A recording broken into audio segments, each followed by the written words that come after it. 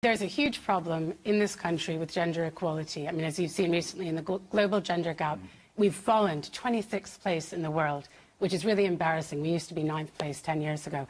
But the real problem, yes, men have a much higher suicide rate, and that's because we tell children when they're 1 year old that boys and girls are different. And this causes boys to grow up without any emotional intelligence. People think, oh yeah, we need gender equality because this will get girls into STEM subjects, which is true. But even more important than that, we need gender equality so that boys won't be violent. There's a wonderful charity based in Edinburgh called Zero Tolerance, which is teaching gender equality to childminders so that they can teach children that they're equal, they have equal opportunities, and they do it specifically to reduce violence from men to women when they're adults. We need to start much earlier than men. OK, Milo, you want to come in? Unbelievable, astonishing sexism. We have to teach young boys not to be boys so they won't be violent. Why is being violent being... Get out! Get out! I'm sorry. Like, we teach boys and girls that they're the same, and that's a problem. They are different. When we do experiments on young babies and even on related animals, we know that certain children go for certain toys.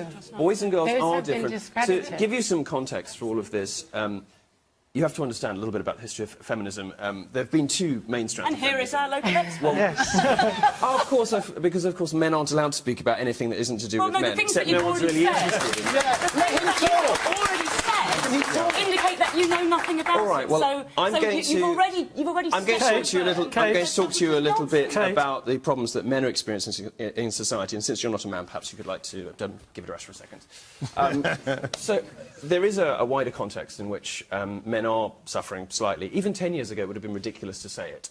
But very recently, we've seen a lot of structural advantages to being a woman crop up in education, in the workplace. Under 30, women earn more than men for the same work in the UK and the US now, which is an extraordinary statistic and something that people have to be very carefully convinced of because it sounds absurd. But there is a sense in which men, particularly young men, probably men our age, haven't necessarily experienced it, but younger men, 20-year-olds, there's an enormous problem. I read about this last year. I call it the sexodus, of men checking out of society, checking out of relationships, giving up on women, giving up on careers. They don't bother to go to university anymore. Now more women go to university, women get higher grades at university, more women graduate from university. Yep. All of the traditional imbalances between men and women have flipped, and very recently. No, that's incorrect, young men, when you go may I be allowed to finish? Business, sorry, I'm talking about men, darling.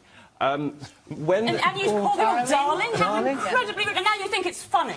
Well, this is exactly the problem. This is institutionalised sexism, and you're just sitting here doing it flagrantly and without even apologising. Well, we just heard that it was an essential characteristic of men that they were violent a minute ago. So no, I guess we did not. That's exactly what you said.